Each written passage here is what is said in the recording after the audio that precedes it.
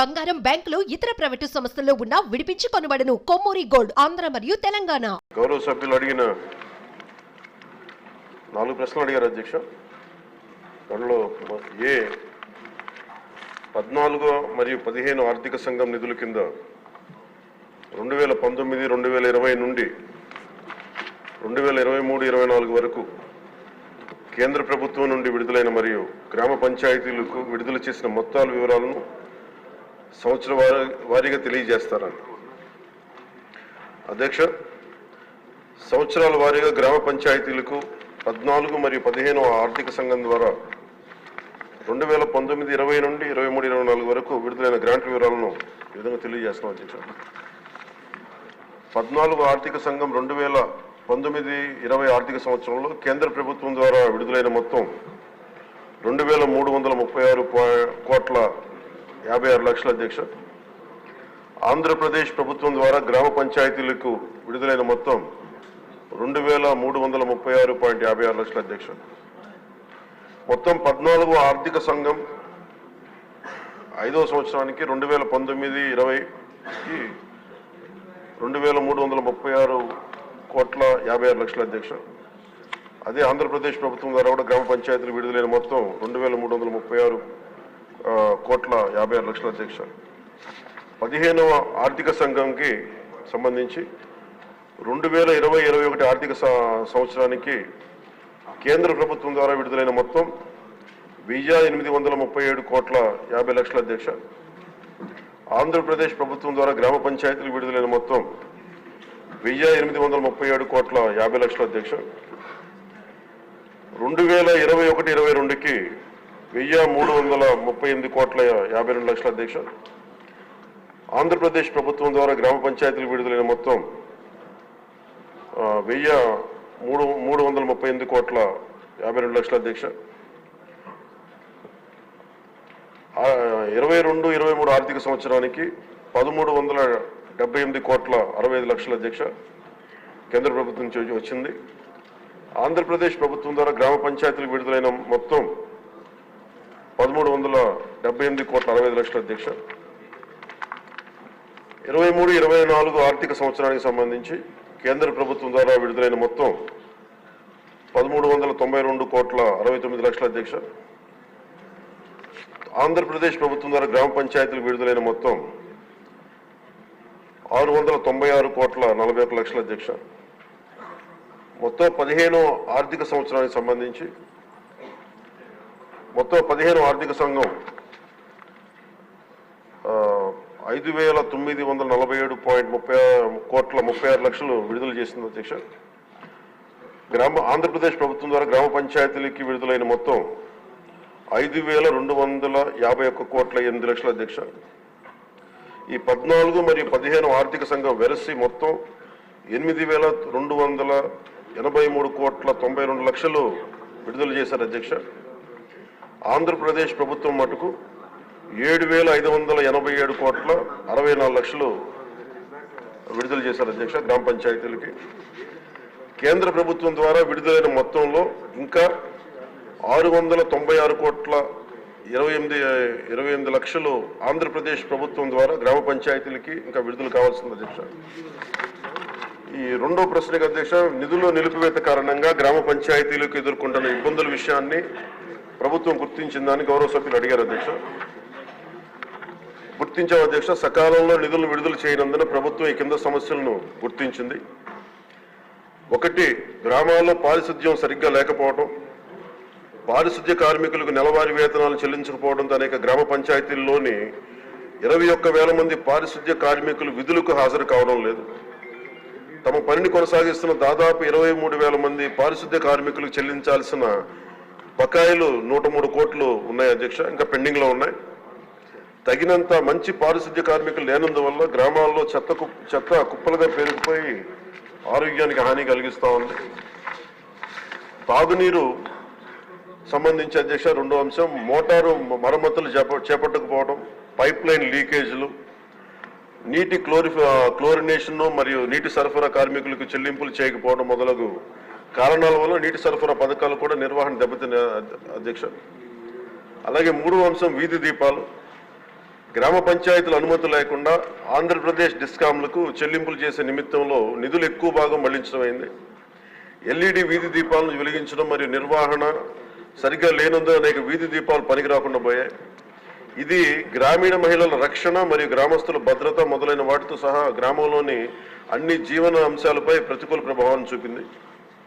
ఇంకా గ్రామ పంచాయతీలకు ఆర్థిక కమిషన్ గ్రాంట్లు నిలిపివేయడం వలన పేలవమైన పారిశుద్ధ్యం, అపరిశుభ్ర తాగునీరు మరియు పనిచేయని విద్యుత్ దీపాల కారణంగా మన రాష్ట్ర జనాభాలో 71% ఉన్న 3,54,00,000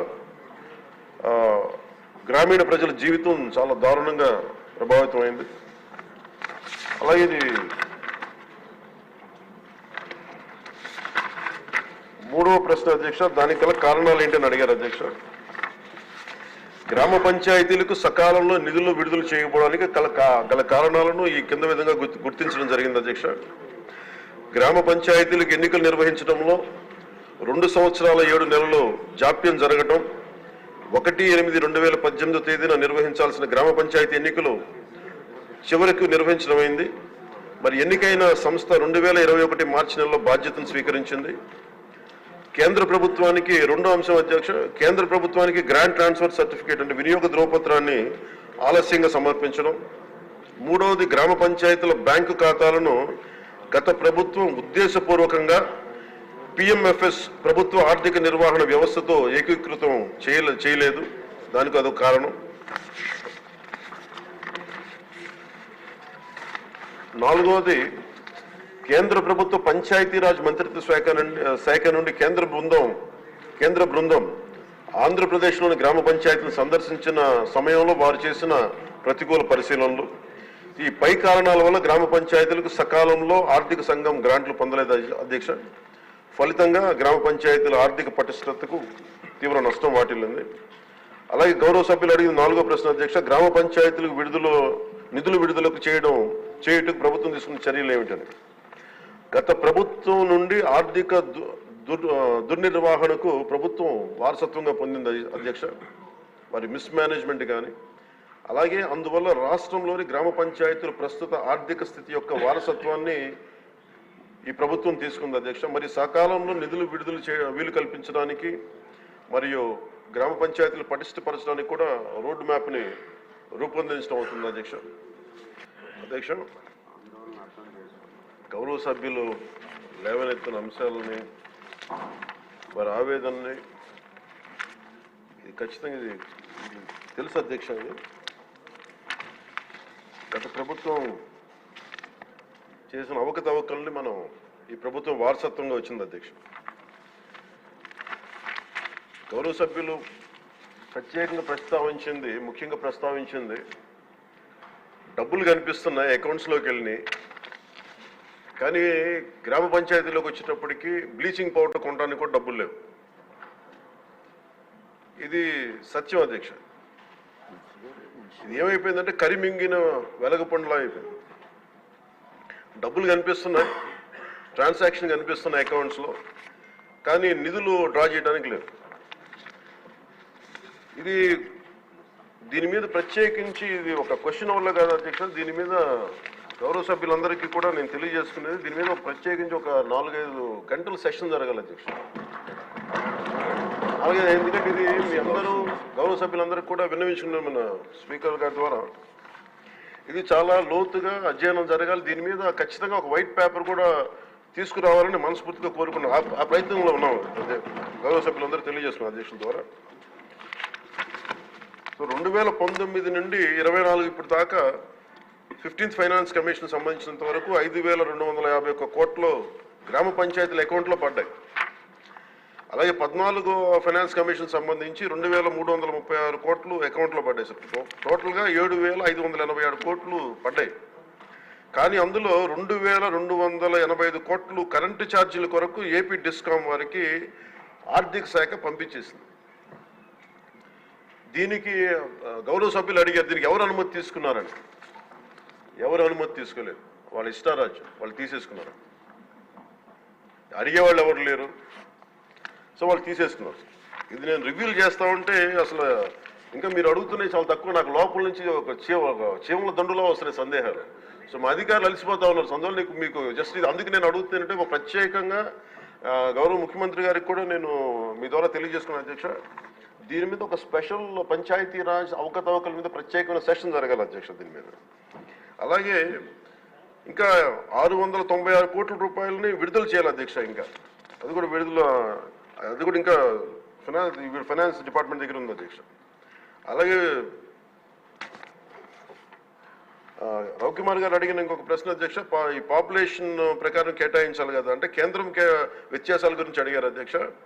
కేంద్రం కేటాయించిన నిధులు ప్రతి సంవత్సరానికి మారుతూ ఉంటాయి అధ్యక్ష. తదనుగుణంగా నిధులు కేటాయింపులు కూడా జరిగాయి. నిధులు విడుదల కాబట్టి అధ్యక్ష దీంట్లో ఇంకా సంతృప్తికరంగా ఉండకపోవచ్చు సమాధానం. Will take it into consideration sir. Will give a detail answer in fourth coming session sir. అలాగే మనకి పంచాయతీల నిధులు పర్ క్యాపిటా గ్రాంట్ కానీ, స్టాంప్ డ్యూటీ కానీ, సెనరై ఛార్జెస్ కానీ వీటికి కూడా నిధులపై కూడా సమీక్షించి చాలా రావాల్సిన అధ్యక్ష పంచాయతీలకి దానికి ఎలా రావాలి, ఏం చేయాలి, విడుదల జరిగేటట్లు విల్ ఇనిషియేట్ ద యాక్షన్ అధ్యక్ష.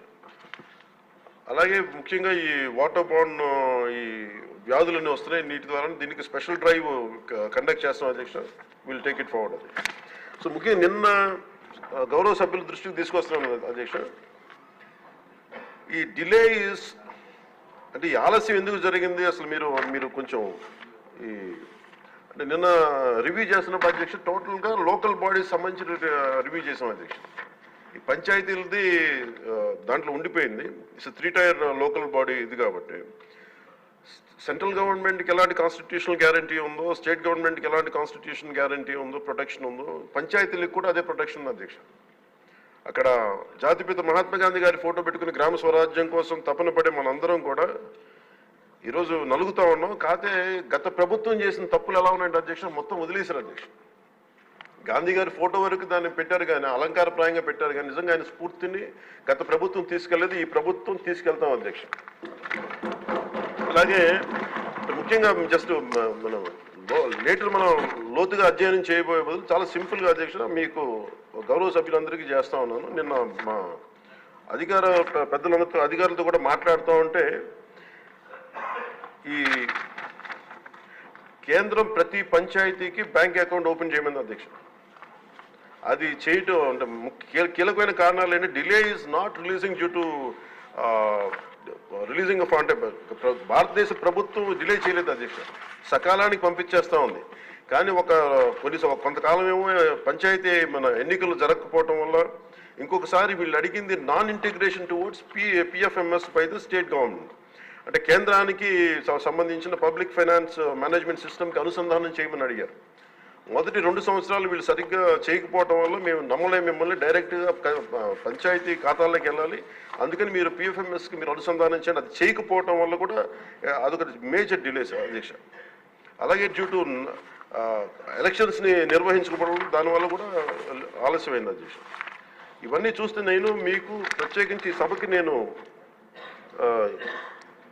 ఈ పంచాయతీరాజ్ శాఖ బాధ్యత తీసుకున్న నేను మీకు మాటిస్తున్నాను. మీకు దీంట్లో జరిగిన అవకతవకలు కానీ, గత ప్రభుత్వం చేసిన తప్పులు కానీ, అలాగే భవిష్యత్తులో మేము చేస్తున్న రోడ్ మ్యాప్ కానీ సవివరంగా మీకు తెలియజేసి ఈ కరెక్షన్స్ చేసుకొని గాంధీ గారి స్ఫూర్తిని, గ్రామ స్వరాజ్యాన్ని ఈ ప్రభుత్వం సంపూర్ణంగా పాటించి గ్రామ స్వరాజ్యం తాలూకు నిధుల్ని తిరిగి పంచాయతీలకే చెందేలాగా, తిరిగి పంచాయతీలకు వచ్చేలా మేము చర్యలు తీసుకుంటాం. మీ అందరికీ గౌరవ అధ్యక్షుల ద్వారా తెలియజేస్తున్నాం. నంబర్ 1 డిజిటల్ నెట్వర్క్ మనం టీవీలో యాడ్స్ ఇవ్వాలనుకుంటున్నారా? ఇంకెందుకు ఆలస్యం, డెవలప్మెంట్ మీది, ఆ బాధ్యత మాది. వెంటనే ఈ నెంబర్కి కాల్ చేయండి.